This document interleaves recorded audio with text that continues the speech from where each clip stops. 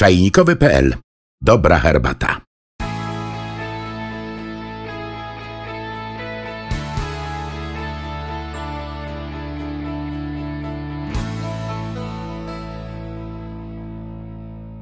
Historia yerba mate wiąże się z plemieniem Indian Guarani z Ameryki Południowej, którzy to jako pierwsi zaczęli pić yerbę i włączyli ją do swojego życia duchowego i społecznego.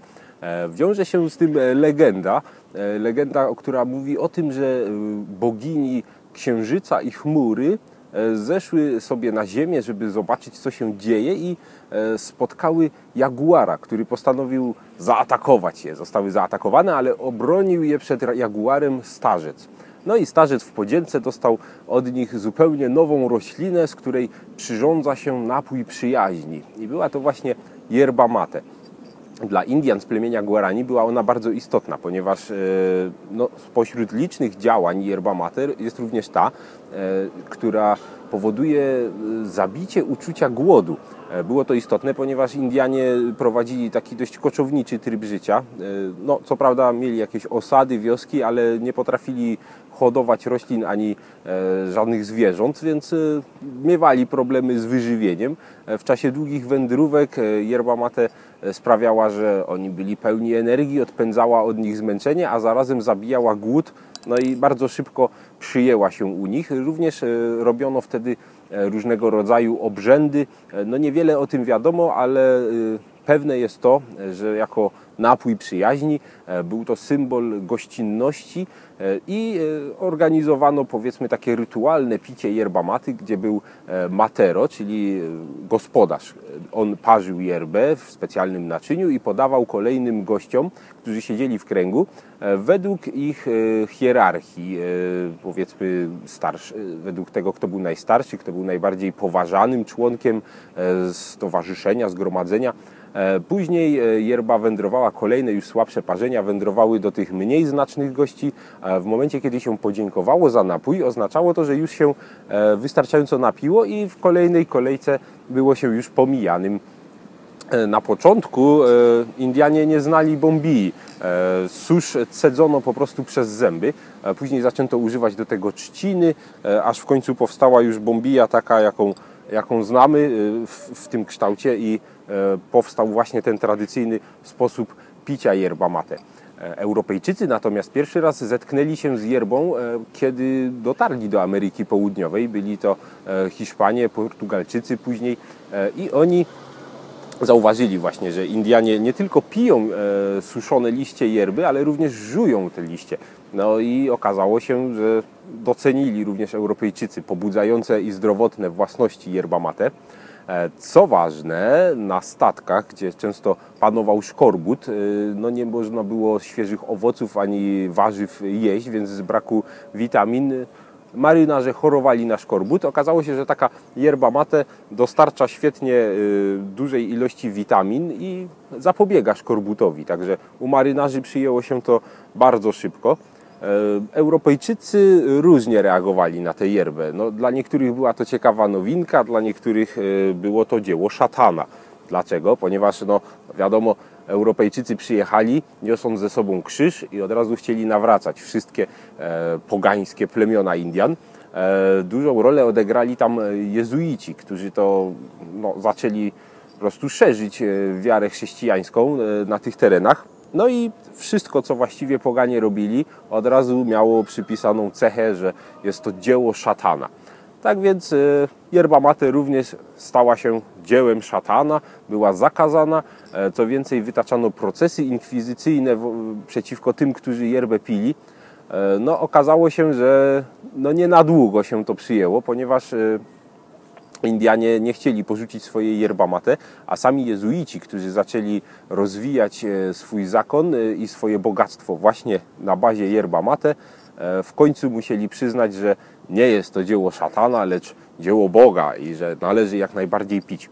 Tutaj historia samego zakonu na tych ziemiach jest ciekawa, ponieważ jezuici, którzy osiedlili się tam, no i zaczęli nawracać Indian z plemienia Guarani, zaczęli widzieć potencjał, no nie tylko w yerba mate. Na początku chodziło tutaj o wydobywanie drogich kamieni szlachetnych, wytop żelaza, wyroby rzemieślnicze, które robili ci Indianie, piękne rzeźby, instrumenty.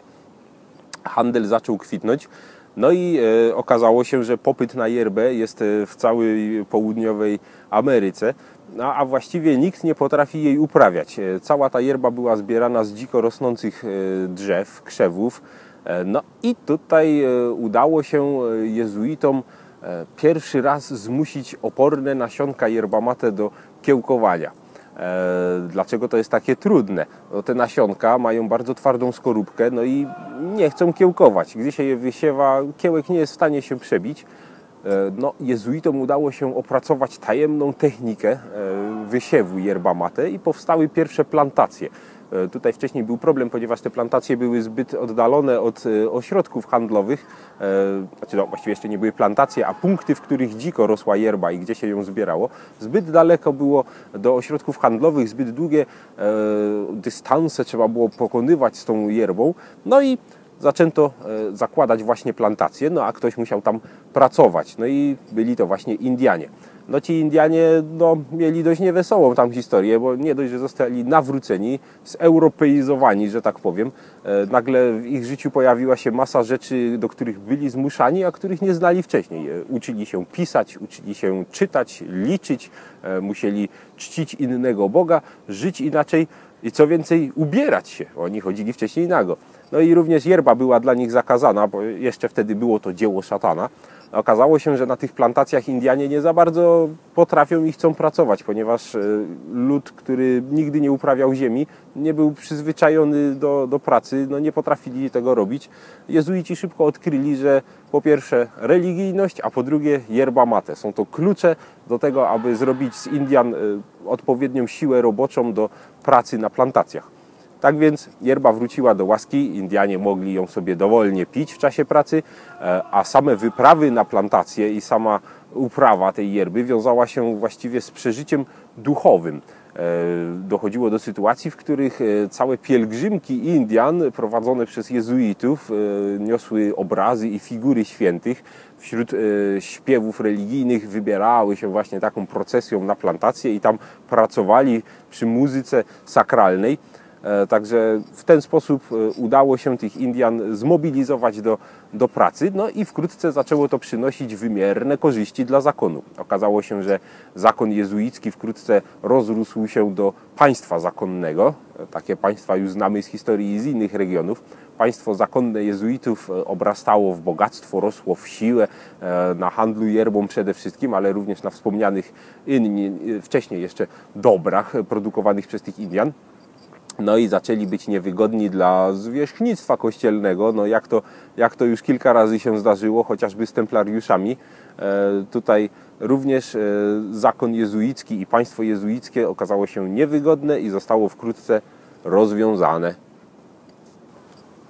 No i tak państwo jezuickie zostało zlikwidowane w Ameryce Południowej, a biedni Indianie rozpierzchli się po całej okolicy. Zlikwidowane zostały ich osady. No, tutaj czy to dobrze, czy źle dla nich było, trudno dochodzić. No, na pewno stracili zupełnie swoją tożsamość, swoją kulturę. No, stali się zeuropeizowanymi chrześcijanami, ale było to poniekąd nieuniknione. Jezuici byli dla nich dobrzy. Trzeba zauważyć, że w tym samym czasie w Europie chłop pańszczyźniany pracował 2 razy dłużej niż ci Indianie, w dużo gorszych warunkach. Także tutaj no nie było tak źle z biednymi Indianami. Zostali, powiedzmy, w taki dość przystępny i przyjemny sposób wprowadzeni do Europy. Mogło być gorzej, mogli zostać wybici, eksterminowani albo zmuszeni do niewolniczej pracy. Także no, jakoś im się udało. No i ich potomkowie do dziś żyją. Myślę, że nie wyszli na tym najgorzej. Samo państwo zostało zlikwidowane. Zostały zlikwidowane plantacje jezuitów. No i praktycznie yerba mate znów zniknęła.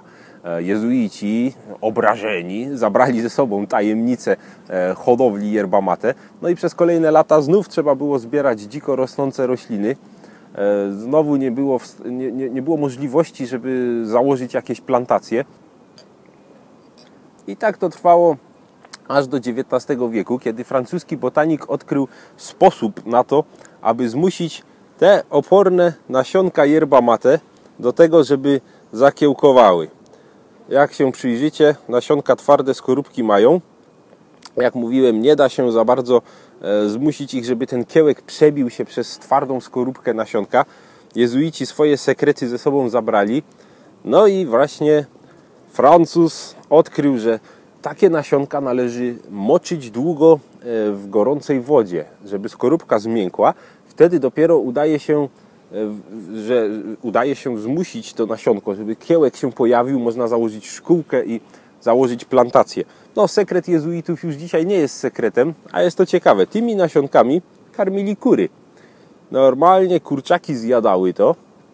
W ich układzie pokarmowym nasionka się zmiękczały, a jezuici na polach wysiewali kurzą kupę, nawóz, kurze odchody, okraszone pięknie nadtrawionymi nasionkami i to wyrastało. No oczywiście dzisiaj nie ma to sensu, bo łatwiej i szybciej się to moczy, ale taki sekret. Rzeczywiście trudno było na to wpaść. Jak znam życie, na pewno był to znów przypadek, że ktoś to odkrył.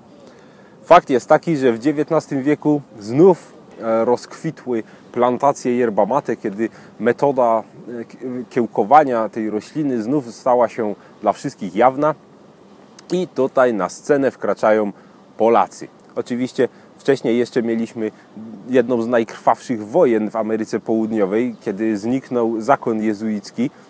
Wtedy te ziemie okazały się łasym kąskiem dla wszystkich. No i okoliczne kraje zaczęły toczyć walkę.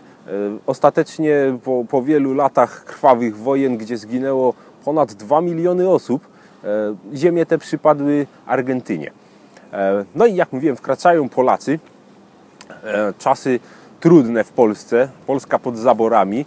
Wielu zaczęło szukać chleba, że tak powiem, na obczyźnie. No i pojawili się emigranci, którzy opuszczali Polskę, szukając właśnie lepszego miejsca do życia. Nie wiedzieć, dlaczego wybrali właśnie Amerykę Południową, ale fakt jest taki, że fala emigrantów właśnie wyjechała tam. No i niestety nie poszczęściło im się tak, jakby chcieli. Warto zauważyć nawet, że zaczęło funkcjonować tam określenie Polakka, które określało kobietę lekkich obyczajów. Właśnie dlatego, że większość z prostytutek to były właśnie Polki. To dowodzi tego, jak trudna sytuacja była polskich emigrantów tam. Na czym się Polacy znali najlepiej? Okazało się, że na uprawie roli. Stąd to oni zaczęli zajmować się plantacjami yerba mate, rozwijać je. Okazał się to strzał w dziesiątkę. Plantacje rozwinęły się, do dziś są w polskich rękach. To prawda, ludzie już nie za bardzo znają nawet polski język, ale wciąż są świadomi swojego pochodzenia. No i właśnie takie plantacje rozwinęły się do tego stopnia, że są to najbardziej znane na świecie dzisiaj nawet marki. Warto dla przykładu wspomnieć o tej marce. Amanda. Amanda, która od początku aż do dziś jest w rękach właśnie polskich plantatorów. Firmę tę, markę, plantację założyła rodzina Szychowskich, a właściwie pan Jan Szychowski, Jan Juan Szychowski, który oczywiście już nie żyje od dawna, ale był to naprawdę niezwykły człowiek, który poza tym, że świetnie znał się na uprawie ziemi, to również był wziętym kowalem i większość maszyn na swojej plantacji wykonał sam. I nie były to maszyny pokroju kilof siekierka, tylko skomplikowane maszyny mechaniczne, bazujące na przekładniach, zębatkach. Wszystko sam wykonywał w własnym warsztacie. Wiele z nich jest sprawnych do dzisiaj. To jest niesamowite, naprawdę godne pochwały. Jest muzeum, w którym można te maszyny oglądać, w których można jeszcze je uruchomić. I ten ród właśnie jako polski ród rozwinął swoją firmę do tego stopnia, że stali się wkrótce bogaczami. Naprawdę wielkie fortuny Polacy zrobili na yerba mate. W Brazylii, żeby było weselej, byli nawet nazywani szlachtą herbową. Dlaczego herbową? Bo w Brazylii yerba mate czyta się jako herba i tak to połączono. Polacy, którzy zajmowali się herbą, byli herbową szlachtą. Tutaj znowu w Polsce była prawdziwa szlachta, no i jakoś tak się spodobała ta konglomeracja językowa. Także herbowa szlachta w Brazylii to właśnie Polacy, którzy nie byli szlachetnie urodzeni, ale dorobili się fortuny na yerba mate. Historia yerba mate w Polsce rozpoczyna się w 1882 roku za sprawą pana Teofila Rudzkiego, który jako specjalny wysłannik księstwa pojechał właśnie zobaczyć, co się dzieje w Ameryce Południowej, jaka tam jest kultura, co się dzieje z Polakami tam. No i on pierwszy przywiózł yerba mate, zaczęto publikować w różnych czasopismach, początkowo botanicznych, aptekarskich, różne artykuły na temat yerby i jej korzystnego wpływu na zdrowie. Miała to być świetna konkurencja dla importowanej z Chin herbaty.